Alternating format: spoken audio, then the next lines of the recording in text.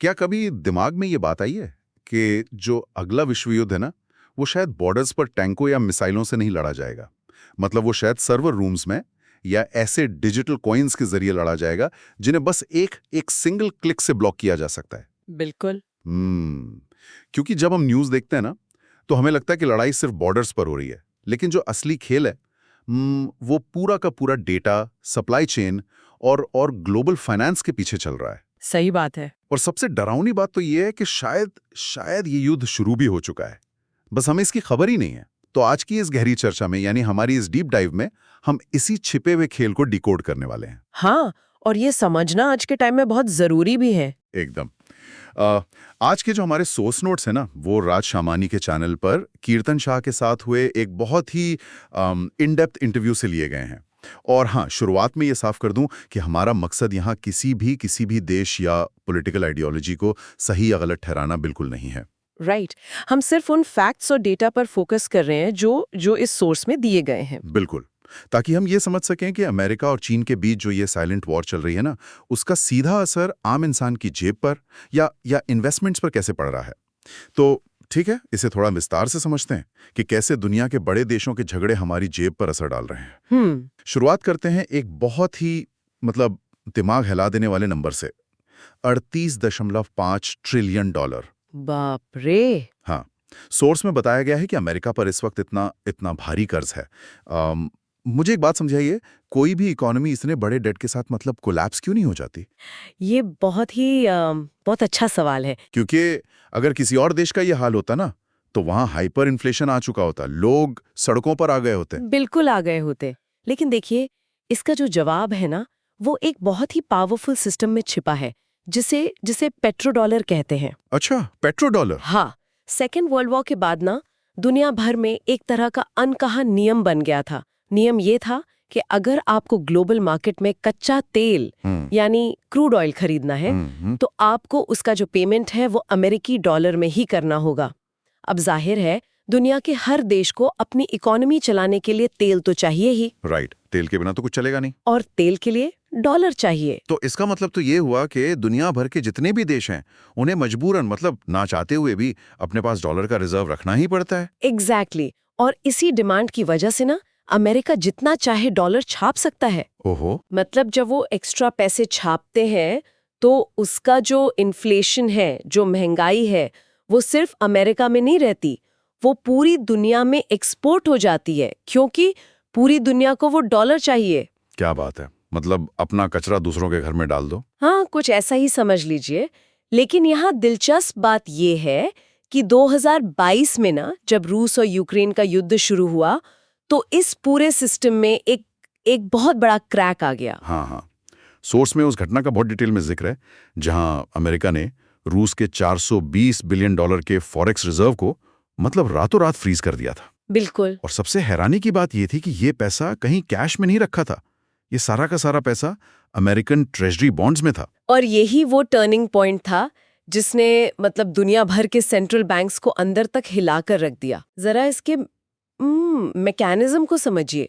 Central banks को लगता था कि उनके पास जो इतने सारे बिलियन डॉलर्स के रिजर्व्स हैं, वो उनकी अपनी संपत्ति है, उनकी अपनी तिजोरी में है। हाँ, इंसान यही सोचता है। लेकिन जब अमेरिका ने रूस का पैसा फ्रीज किया ना, तो सबको रियलाइज हुआ कि जिसे वो अपना पैसा समझ रहे हैं, वो असल में अमेरिका के एक डिजिटल लेजर या कह लें बही खाते में सिर्फ एक एंट्री है। बाप रे। अगर अमेरिका नाराज हुआ, तो वो बस उस सर्वर से एक एंट्री डिलीट करेगा और आपका सारा पैसा जीरो हो जाएगा। ये तो ऐसा हो गया कि मैंने अपना सारा का सारा पैसा, अपनी लाइफ सेविंग्स किसी दोस्त के पास सुरक्षित रखी हो, और झगड़ा होने पर वो कहे कि अब मैं तुम्हारे पैसे वापस नहीं दूंगा, मेरा जो मन करेगा मैं करूंगा। बिल्कुल। जाहिर है, इसके बाद तो बाकी दोस्त भी उस पर भरोसा करना छोड़ देंगे, कोई उसे अपना पैसा नहीं देगा। एकदम सही। और इसी डर ने ना डी डॉलराइजेशन को जन्म दिया। अच्छा। अब सेंट्रल बैंक्स ने डॉलर पर अपना भरोसा कम कर दिया है, और अब वो पागलों की तरह फिजिकल गोल्ड यानी सोना खरीद रहे हैं। आपको पता है, इतिहास में पहली बार ऐसा हुआ है कि ग्लोबल सेंट्रल बैंक्स का जो कुल गोल्ड रिजर्व है, वो उनके अमेरिकन ट्रेजरी रिजर्व से ज्यादा हो गया है। सच में? हाँ। और गोल्ड इसलिए खरीद रहे हैं क्योंकि अगर सोना आपके अपने देश के वॉल्ट में रखा है ना, तो कोई दूसरा देश उसे इंटरनेट से फ्रीज नहीं कर सकता। लॉजिकल बात है, सोना तो सोना है, उसे कैसे हैक करेंगे। तो अगर दुनिया डॉलर से दूर भाग रही है और ये जो पेट्रो डॉलर का सिस्टम है ये खतरे में है, तो अमेरिका हाथ पर हाथ धरे तो बैठा नहीं होगा। वो काउंटर अटैक में क्या कर रहा है? बिल्कुल नहीं बैठा है। अमेरिका बहुत बड़े बड़े कदम उठा रहा है। और सोर्स नोट्स पढ़ते हुए ना मैम, एक जगह तो बिल्कुल मतलब हैरानी रह गया। कौन सा ऐसा? वहां लिखा है कि अमेरिका ने डेनमार्क को $700 बिलियन का ऑफर दिया ताकि वो ग्रीनलैंड को खरीद सके। मतलब हाँ, ग्रीनलैंड वाला ऑफर। मतलब क्या हम 21वीं सदी में जी रहे हैं या कोई रियल एस्टेट मोनोपोली खेल रहे हैं जहां कोई देश एक पूरा का पूरा आइलैंड ही खरीद ले? ये तो बिल्कुल अजीब बात है। सुनने में ये किसी मजाक जैसा लगता है ना, लेकिन मैं बता रही हूँ अमेरिका इस मामले में बहुत सीरियस था। सीरियस था? हाँ, देखिए, अमेरिका अब समझ चुका है कि वो सिर्फ एक कंज्यूमर इकोनॉमी बनकर नहीं रह सकता, उसे अपना इंडस्ट्रियलाइजेशन, अपना मैन्युफैक्चरिंग वापस लाना होगा। इसी वजह से वो इंपोर्ट्स पे इतने भारी टैरिफ भी लगा रहे हैं ना। एग्जैक्टली। और इंडस्ट्री के लिए क्या चाहिए? Raw materials. ग्रीनलैंड को टारगेट करने के पीछे बहुत ही कैलकुलेटेड कारण थे। अच्छा। पहला तो ये कि ग्लोबल वार्मिंग से वहां की जो बर्फ है वो पिघल रही है। इससे नए और छोटे समुद्री व्यापार के रास्ते, शिपिंग रूट्स खुल रहे हैं। लॉजिस्टिक्स का फायदा। और दूसरा, मिलिट्री स्ट्रैटेजी के हिसाब से देखें तो वो रूस और चीन पर नजर रखने के लिए एकदम परफेक्ट जगह है। लेकिन सोर्स में जो सबसे बड़ा रीजन दिया गया है वो कुछ और ही है। हाँ, रेयर अर्थ मेटल्स वाला ना। हाँ, सोर्स के मुताबिक दुनिया का 25% रेयर अर्थ मेटल ग्रीनलैंड की उस बर्फ के नीचे दबा हुआ है। बिल्कुल, और ये बहुत बड़ी बात है। मतलब वो वही रेयर अर्थ मेटल्स है ना जो हमारे स्मार्टफोन्स में, एआई चिप्स में और जो इलेक्ट्रिक गाड़ियों की बैटरीज होती हैं उनमें इस्तेमाल होते हैं। एकदम सही। उनके बिना आज की टेक इंडस्ट्री चल ही नहीं सकती। लेकिन जाहिर है यूरोपियन यूनियन और डेनमार्क ने इस 700 बिलियन वाले ऑफर को मतलब साफ रिजेक्ट कर दिया और अपनी सेना तक वहां भेज दी। हाँ, उन्होंने साफ मना कर दिया। तो इससे एक बात तो साफ है कि रिसोर्सेज पर कब्जा करने की जो डेस्परेशन है वो किस लेवल पर पहुंच चुकी है। अगर आप पैसे से रिसोर्सेज नहीं खरीद सकते तो फिर आप क्या करेंगे? फिर आप ताकत का इस्तेमाल करेंगे। और यहीं से कहानी वेनेजुएला की तरफ मुड़ती है, जो सच में मतलब मेरे रोंगटे खड़े करने वाला हिस्सा था। वेनेजुएला की कहानी तो सच में बहुत कॉम्प्लेक्स है। देखिए, वेनेजुएला के पास दुनिया के सबसे बड़े कच्चे तेल के रिजर्व्स में से एक है। प्रॉब्लम तब शुरू हुई जब वेनेजुएला के लीडर्स ने कहा कि वो रूस और चीन के साथ तेल का व्यापार डॉलर की जगह अपनी लोकल करेंसी में करेंगे। और ये बात अमेरिका को पसंद नहीं आई होगी। ये तो पेट्रो डॉलर सिस्टम पर एक सीधा हमला था। बिल्कुल सीधा हमला, और इसीलिए अमेरिका को इंटरफेयर करना पड़ा। लेकिन जिस तरह से अमेरिका ने वेनेजुएला में इंटरफेयर किया ना, वो पूरी तरह से किसी हॉलीवुड की साई-फाई फिल्म की तरह लगता है। सोर्स में जो डिटेल्स दी गई हैं वो सच में डरावनी है। हाँ, जो साइबर वॉरफेयर का जिक्र है। हाँ, मतलब वहां कोई सेना नहीं गई, आसमान से कोई बम नहीं गिरे, अमेरिका ने साइबर हमले का इस्तेमाल किया। मुझे थोड़ा आसान भाषा में समझाइए कि ये प्रैक्टिकली कैसे काम करता है। इसको पंगु बनाने के लिए आपको मिसाइल या हथियार नहीं चाहिए, आपको बस एक मैलवेयर चाहिए। मैलवेयर? हाँ, कंप्यूटर वायरस।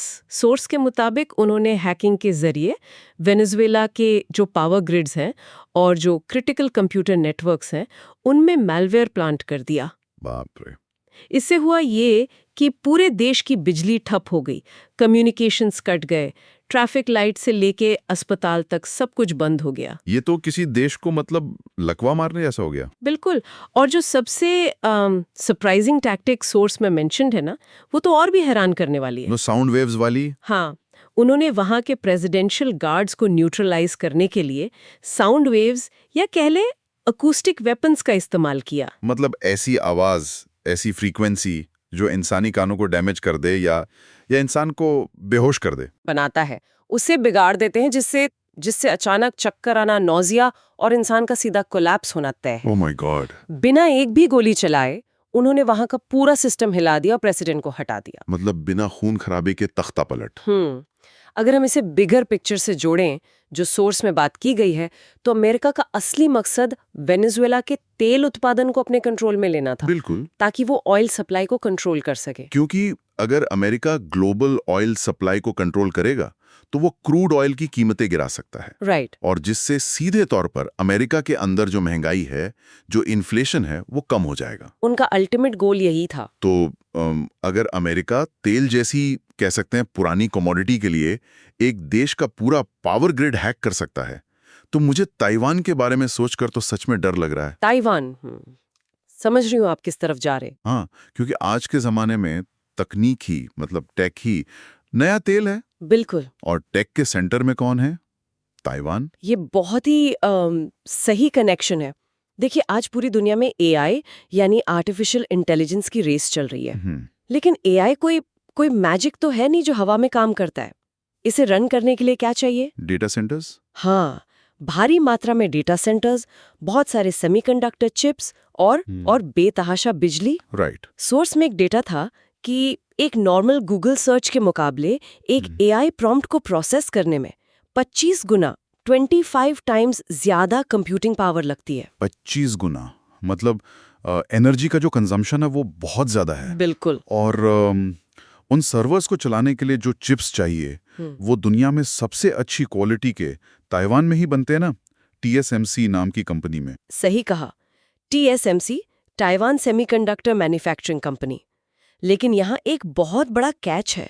अच्छा। TSMC चिप्स बनाती जरूर है, लेकिन उन चिप्स को बनाने के लिए जो रेयर अर्थ मेटल्स चाहिए होते हैं, उनकी रिफाइनिंग और प्रोसेसिंग में 70% की ग्लोबल मोनोपोली वो चीन के पास है। ओहो, मतलब माल ताइवान का लेकिन रॉ मटेरियल चीन का। एग्जैक्टली। और इसीलिए चीन के पास इस वक्त एआई वॉर जीतने के लिए 2 सबसे बड़े एडवांटेज हैं। कौन से? पहला, रेयर अर्थ मेटल्स का पूरा कंट्रोल, और दूसरा, बेहद सस्ती बिजली का इकोसिस्टम। सस्ती बिजली, हाँ, सोर्स में चीन के डीप सी एआई का भी जिक्र है। बिल्कुल।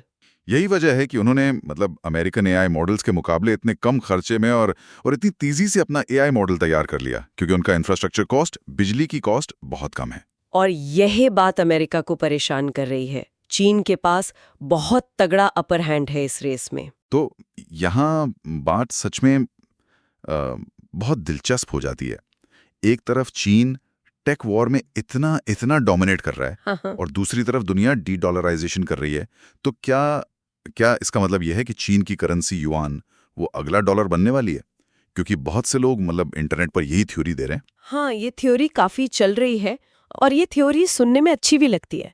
लेकिन अगर हम मैक्रो इकोनॉमिक्स के हिसाब से देखें, हाँ। तो ऐसा होना लगभग नामुमकिन है। ऐसा क्यों? चीन तो इतनी बड़ी पावर है। देखिए, किसी भी देश की करेंसी को ग्लोबल रिजर्व करेंसी बनने के लिए एक बुनियादी शर्त पूरी करनी होती है। वो क्या?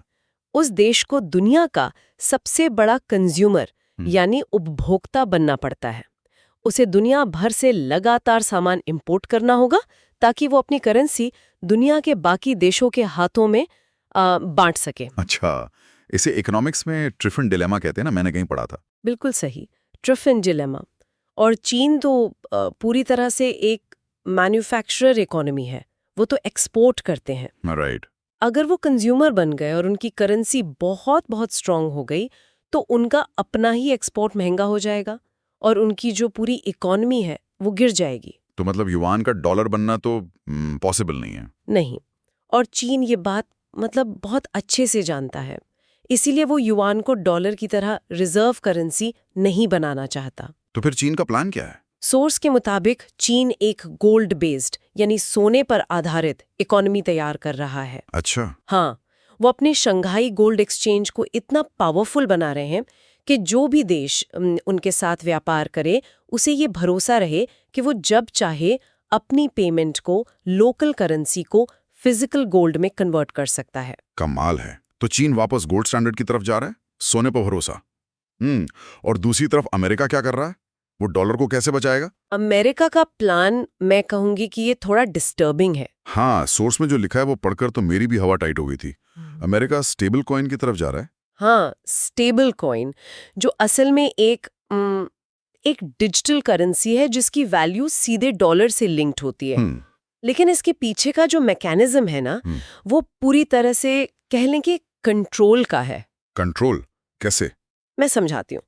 देखिए, अगर आज आप स्विफ्ट नेटवर्क के जरिए डॉलर भेजते हैं तो उसमें कई सारे बैंक्स और इंटरमीडियरीज शामिल होते हैं। राइट, टाइम लगता है, प्रोसेस होता है। हाँ, लेकिन जो स्टेबल कॉइन है वो एक सेंट्रलाइज्ड ब्लॉकचेन या लेजर पर काम करेगा, जिसे सीधे तौर पर अमेरिकी सरकार या उनके जो अथॉरिटीज हैं वो कंट्रोल करेंगे। तो इसका मतलब? इसका मतलब है कि उन्हें किसी भी देश के बैंक पर सैंक्शन लगाने की या प्रोसेस फॉलो करने की जरूरत ही नहीं है।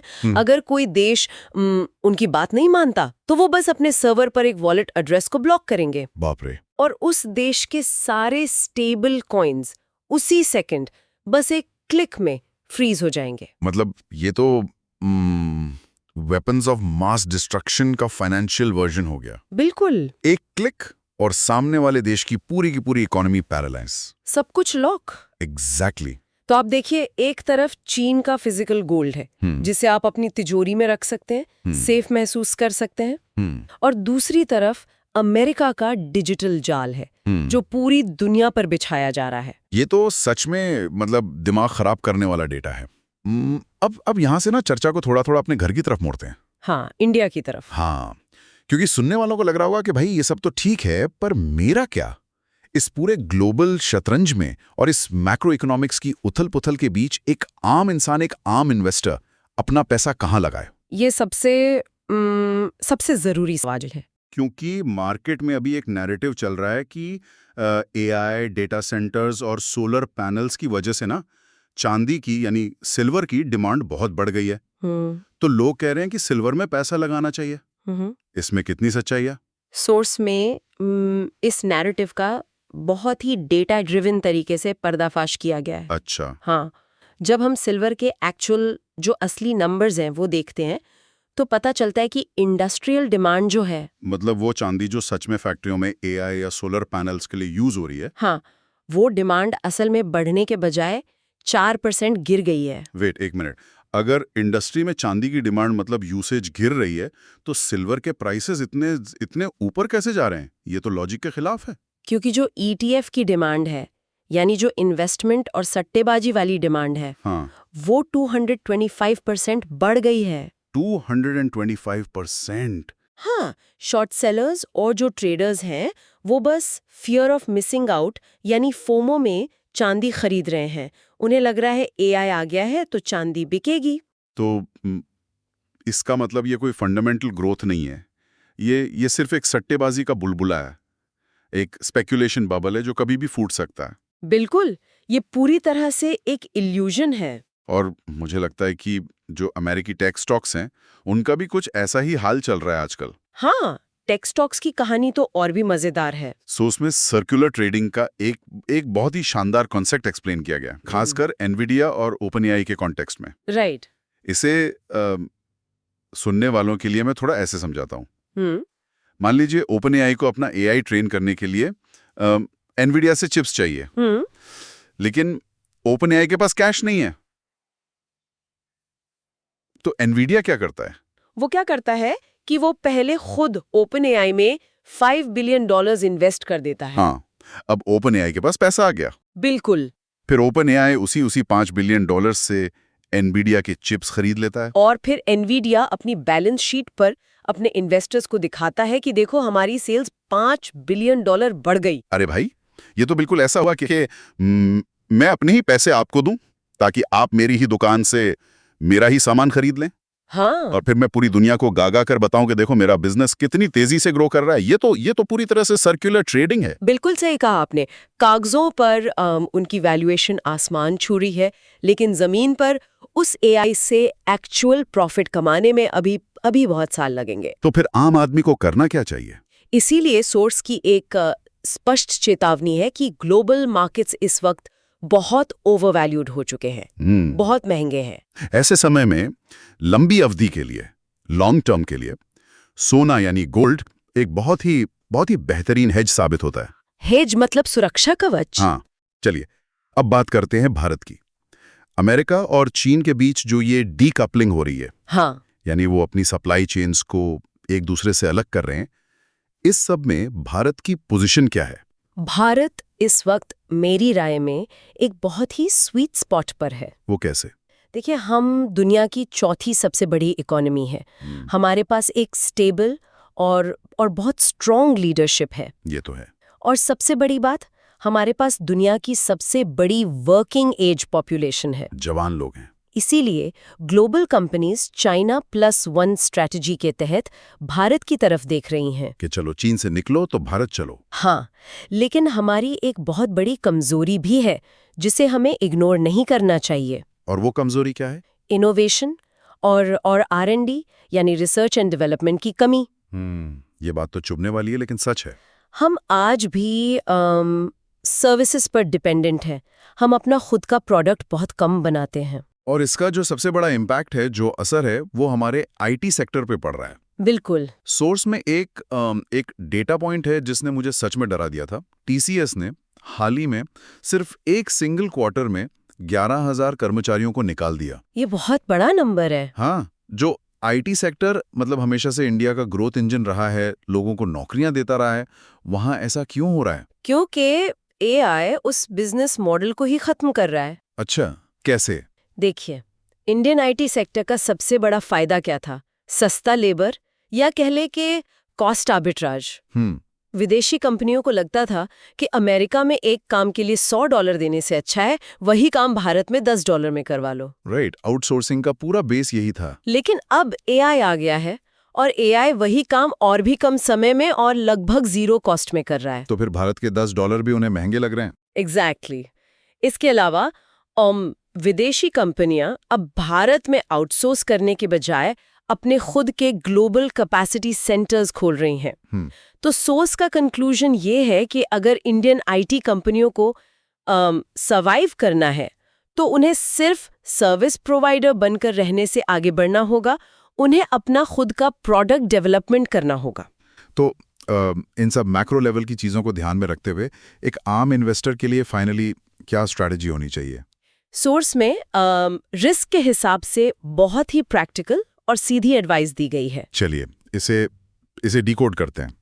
सबसे पहले उन लोगों की बात करते हैं जो बहुत कंजर्वेटिव हैं, जो मतलब बिल्कुल रिस्क नहीं लेना चाहते हैं और अपना सारा पैसा FD में रखते हैं। हाँ, जो सेफ खेलना चाहते हैं। उनके लिए सोर्स ने आर्बिट्राज फंड्स सजेस्ट किया है। आर्बिट्राज फंड्स, थोड़ा समझाइए कि ये FD से बेहतर कैसे काम करते हैं? श्योर। आर्बिट्राज फंड्स का जो मैकेनिज्म है वो बहुत स्मार्ट होता है। ये फंड्स क्या करते हैं? ये कैश मार्केट में किसी शेयर को खरीदते हैं और उसी वक्त बिल्कुल उसी सेकंड फ्यूचर्स मार्केट में उसे ऊंचे दाम पर बेचते थे। अच्छा। तो दोनों मार्केट्स के बीच का जो प्राइस डिफरेंस होता है ना, वो इनका गारंटीड प्रॉफिट होता है। मतलब इसमें मार्केट के गिरने या उठने का कोई रिस्क नहीं होता है? बिल्कुल नहीं, क्योंकि आपने बाय और सेल दोनों एक साथ लॉक कर दिया है ना। अरे वाह, यानी ये लगभग रिस्क फ्री रिटर्न है। हाँ, और इसमें आराम से 6.5% तक का रिटर्न मिल जाता है, जो FD के बराबर ही है। तो फिर FD से अच्छा कैसे हुआ? इसका जो सबसे बड़ा फायदा है ना, वो टैक्स में है। ओहो, टैक्स। देखिए, FD के रिटर्न्स पर आपको अपने इनकम स्लैब के हिसाब से शायद 30% तक टैक्स देना पड़ सकता है, जो कि बहुत चुभता है। वो टैक्स के मामले में इक्विटी की तरह ट्रीट किया जाता है। तो 1 साल बाद इस पर आपको सिर्फ 12.5% टैक्स लगता है। क्या बात है, ये तो सच में मतलब FD से बहुत ज्यादा एफिशिएंट है। पैसा भी सेफ और टैक्स भी बच गया। बिल्कुल। और जो लोग थोड़ा मॉडरेट रिस्क ले सकते हैं, उनके लिए क्या है? उनके लिए इक्विटी सेविंग्स फंड्स या फिर बैलेंस्ड एडवांटेज फंड्स अच्छे विकल्प हैं। इनमें क्या होता है कि पैसा डायनामिकली एलोकेट होता है, मतलब कुछ हिस्सा इक्विटी में, शेयर्स में, और कुछ हिस्सा सेफ डेट फंड्स में। ये फंड्स ना लॉन्ग टर्म में महंगाई को, इन्फ्लेशन को आसानी से बीट कर सकते हैं। ठीक है। और जो मेरी तरह एग्रेसिव इन्वेस्टर्स हैं, जो मार्केट में लंबी रेस का घोड़ा बनना चाहते हैं, उनके लिए क्या स्ट्रैटेजी है? अग्रेसिव इन्वेस्टर्स के लिए सोर्स की स्ट्रैटेजी बहुत क्लियर है। 80-20 रूल। 80-20। हाँ, अपना 80% पैसा इक्विटी में लगाइए और उसे भी लार्ज कैप, मिड कैप और स्मॉल कैप में बराबर बांटते हैं। ठीक है। और जो बाकी 20% पैसा है उसे गोल्ड में, सोने में रखें। गोल्ड में इसलिए क्योंकि जैसा हमने मतलब एपिसोड की शुरुआत में डिस्कस किया था, ग्लोबल अनसर्टनिटी में गोल्ड एक कुशन का काम करेगा। एग्जैक्टली देखिए, अगर मार्केट क्रैश होता है ना, तो आपका जो इक्विटी पोर्टफोलियो है वो गिरेगा, लेकिन उसी वक्त गोल्ड का प्राइस शूट अप होगा, वो बढ़ जाएगा। राइट। तो हम उस महंगे गोल्ड को बेचकर गिरे हुए सस्ते स्टॉक्स खरीद सकते हैं। बिल्कुल, यही तो स्मार्ट स्ट्रैटेजी है। ये तो बहुत बहुत सॉलिड एडवाइस है। लेकिन इससे एक अहम सवाल उठता है जो बहुत से लोग पूछते हैं क्या? कि क्या आज के समय में अमेरिकन स्टॉक्स में इन्वेस्ट करना ज्यादा सेफ है या फिर इंडियन स्टॉक्स में? सोर्स का जो डेटा है वो कहता है कि इस वक्त भारत ज्यादा सेफ है। ऐसा क्यों? अमेरिका की टेक कंपनीज तो मतलब इतनी बड़ी हैं, एनवीडिया, गूगल, माइक्रोसॉफ्ट। वो बड़ी हैं, लेकिन क्योंकि इंडियन मार्केट में ना अभी टाइम करेक्शन हो चुका है। टाइम करेक्शन, ये क्या होता है? टाइम करेक्शन का मतलब है कि पिछले कुछ समय से हमारा मार्केट बहुत तेजी से ऊपर नहीं भागा है, वो एक रेंज में कंसोलिडेट कर रहा है। अच्छा। इससे कंपनियों की जो अर्निंग्स हैं उन्हें कैचअप करने का टाइम मिल गया है और इन्वेस्टर्स के लिए एक मार्जिन ऑफ सेफ्टी क्रिएट हो गई है। मतलब मार्केट बहुत ज्यादा महंगा नहीं है अभी। राइट। जबकि अमेरिकन मार्केट, खासकर वहां के टेक स्टॉक्स, वो एआई के हाइप की वजह से ना बहुत ज्यादा एक्सपेंसिव हो चुके हैं। बबल बन चुका है। हाँ, वहां जरा से भी बुरी खबर आई ना तो एक बहुत बड़ा क्रैश आ सकता है। तो आज की इस डीप डाइव में हमने काफी सारे डॉट्स को कनेक्ट किया। बिल्कुल। हमने देखा कि कैसे 38.5 ट्रिलियन डॉलर के भारी भरकम डेट और पेट्रो डॉलर के क्रैक होने से दुनिया के सेंट्रल बैंक्स पागलों की तरह गोल्ड की तरफ भाग रहे हैं। हाँ।